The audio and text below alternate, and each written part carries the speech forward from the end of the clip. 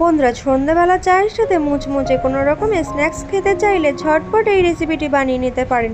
চায়ের সাথে পারফেক্ট একটি মুচমুচে সন্ধ্যাবেলার জলখাবারের রেসিপি। একদিন বানিয়ে খেলে প্রত্যেক দিনই বানিয়ে খেতে মন চাইবে। তার জন্য প্রথমেই একটি বড় সাইজের কাঁচা আলু নিয়ে নিয়েছি। আলুটাকে খোসা ছাড়িয়ে ধুয়ে পরিষ্কার করে ছোটো গ্রেটারের সাহায্যে সুন্দর করে গ্রেট করে নিলাম। এবার আলুটাকে 1 থেকে 2 বার জল দিয়ে ভালোভাবে ধুয়ে পরিষ্কার করে তুলে নেব একটি বোলের মধ্যে। এবার কিছুটা পরিমাণ জল দিয়ে এক সাইডে ভিজিয়ে রেখে দেব। এবার একটি অন্য বোলের মধ্যে হাফ কাপ পরিমাণ নিয়ে নেব সুজি, নিয়ে নেব হাফ কাপ পরিমাণ মতো জল দিয়ে এক সাইডে ভিজিয়ে রেখে দেব। এবার ওভেনের ওপরে একটি কড়া বসিয়ে 1 চামচের মতো তেল দিয়ে দেব গোটা জিরে, দিয়ে দেব গোটা মৌরি ফোড়ন। কাঁচা আলুটাকে যেই গ্রেট করে জলে ভিজিয়ে রেখেছিলাম সেটা আমি তেলের ওপরে দিয়ে দিলাম। দিয়ে তার মধ্যে দিয়ে দেব স্বাদ মতো লবণ, দিয়ে দেব হাফ চামচের মতো লঙ্কার গুঁড়ো, দেব 1/4 টিস্পুন মতো হলুদ গুঁড়ো দিয়ে ভালোভাবে নেড়ে চেড়ে নিয়ে 5 মিনিটের জন্য ফুটিয়ে নেব হাই ফ্লেমে। তাহলে আলুটা অনেকটা সফট নরম হয়ে যাবে। এবার যে সুজিটাকে আমি ভিজিয়ে রেখেছিলাম সুজিটাকেও সবটা আলুর মধ্যে দিয়ে দিলাম। এবার দিয়ে একটু নেড়ে চেড়ে আলুর সাথে ভালোভাবে মিশিয়ে নেব। এবার মিশিয়ে নিয়ে এর মধ্যে দিয়ে দেব 1 কাপ পরিমাণ আটা, দিয়ে দিলাম কিছুটা পরিমাণ ধনেপাতা কুচি। এবার সমস্ত উপকরণগুলো একসাথে ভালোভাবে মিশিয়ে নিয়ে একটা ডোয়ের মতো করে নেব। বন্ধুরা, আপনারা দেখতেই পাচ্ছেন একটা সফট নরম ডোয়ের মতো করে রেডি করে নিলাম। এবার কড়া থেকে তুলে নিয়ে একটা পাত্রে নিয়ে চৌকো একটা শেপ করে নেব।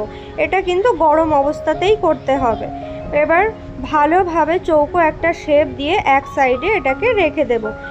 এবার অন্য একটি বোলের মধ্যে নিয়ে নেব 5 চামচের মতো আটা, দিয়ে দেব কালো জিরে আর দিয়ে দেব কিছুটা পরিমাণ ধনেপাতা কুচি, সামান্য লবণ দিয়ে ভালোভাবে জল দিয়ে একটা হালকা ব্যাটার বানিয়ে নেব। এবার বন্ধুরা, আটার মধ্যে অল্প অল্প জল দিয়ে একটা হালকা ব্যাটার রেডি করে নিলাম। আপনারা দেখতেই পাচ্ছেন ব্যাটারটা কতটা সুন্দর হয়েছে। এবার এক সাইডে এটাকে রেখে দিলাম। এবার যে কাঁচা আলু, সুজি আর আটা দিয়ে যে মিশ্রণটা রেডি করে চৌকো শেপ করে রেখেছিলাম সেটা ছুরি দিয়ে আমি চৌকো শেপ করে কেটে নেব। প্রথমে লম্বা লম্বা করে কেটে নিয়ে তারপরে ছোট ছোট চৌকো চৌকো শেপ করে নেব। দেখুন বন্ধুরা কতটা সুন্দর লাগছে। আর এগুলো কিন্তু সহজেই থালা থেকে উঠে আসবে, জোড়া লেগে যাবে না। তো দেখুন বন্ধুরা কতটা সুন্দর হয়েছে। এবার যে ব্যাটারটা রেডি করে রেখেছিলাম আটা, সেই ব্যাটারের মধ্যে গড়িয়ে নিয়ে আমি গরম তেলের উপরে দিয়ে এগুলো মিডিয়াম ফ্লেমে ভেজে নেব।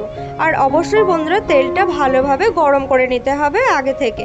এবার গরম তেলে দিয়ে মিডিয়াম ফ্লেমে উল্টে পাল্টে খুব সুন্দর করে ভেজে নেব।